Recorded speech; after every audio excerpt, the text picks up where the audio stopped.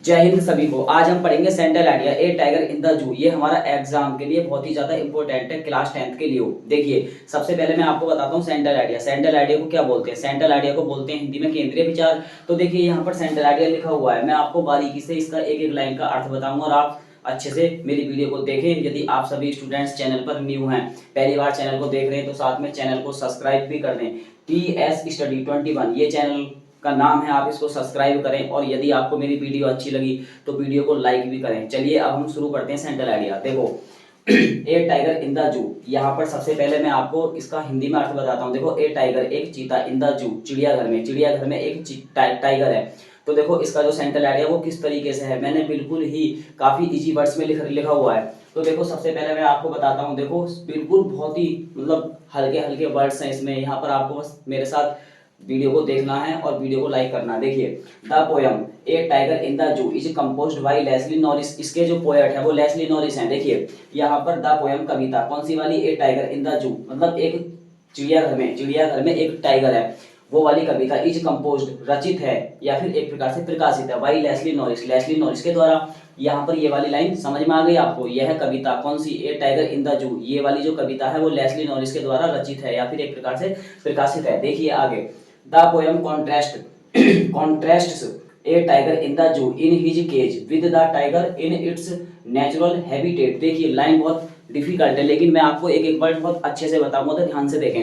देखो, the poem Kavita, contrast का मतलब होता है अंतर बताती है। कविता जो कौन सी वाली? ए टाइगर इन द जू, ये वाली जो कविता है हमारी वो एक प्रकार से अंतर बताती है। किस चीज का? ए टाइगर एक चीते का, मतलब एक टाइगर का अंतर बताती है। इन द जू जो चिड़ियाघर में है। इन हिज केज, बिल्कुल केज मतलब एक प्रकार से कैद है। पिंजरे मतलब केज का मतलब पिंजरे में है। तो with the tiger in its natural habitat, यहाँ पर बताया गया है प्राकृतिक आपदाओं। यहाँ पर ये जो कविता है वो एक प्रकार से अंतर बताती है। किस चीज का अंतर बताती है? कि एक टाइगर एक टाइगर जो मतलब जिसकी प्राकृतिक आपदा और पिंजरे में कैद, ये दो चीज है। इन दोनों चीज का एक प्रकार से अंतर बताती है। तो देखिए आगे, the tiger can take only the few steps in his cage. देखो, यदि टाइगर हमारा पिंजरे में एक प्रकार से कैद है, पिंजरे में एक प्रकार से बंद है, तो देखो द टाइगर चीता मतलब जो टाइगर है, कैन टेक ले सकता है, ओनली केवल द फ्यू का मतलब होता है कुछ, स्टेप्स का मतलब होता है कदम, इन हिज केज पिंजरे में, मतलब यदि कोई टाइगर पिंजरे में कैद है तो वो कुछ ही कदम पिंजरे में ले सकता है। देखिए, बट लेकिन moving freely in the forest, यदि वो टाइगर एक प्रकार से पिंजरे से अलग हो, जैसे कि फॉरेस्ट में हो, तो वो क्या होगा? बट लेकिन मूविंग फ्रीली, तो वो आराम से घूम सकता है इन द फॉरेस्ट, जंगल में। एंड और हंटिंग मतलब शिकार कर सकता है। एट हिज विल, अपनी इच्छा के अनुसार, या फिर जो खुद की अपनी एक इच्छा है, अपने खुद के शौक के अकॉर्डिंग यहाँ पर वो एक प्रकार से शिकार कर सकता है। तो यहाँ पर यही चीज बताई गई है। यहाँ पर ये जो पोयम है हमारी ए टाइगर इन द जू, जिसके जो पोएट है वो कौन है? Leslie Norris. तो यहाँ पर एक प्रकार से यही अंतर बताते हैं कि पिंजरे में कैद टाइगर और पिंजरे से बाहर, इनमें किस तरीके का कैसे अंतर होता है। पिंजरे में कैद है तो वो कुछ ही कदम उसमें लेगा, किसमें? पिंजरे में कुछ ही कदम चलेगा।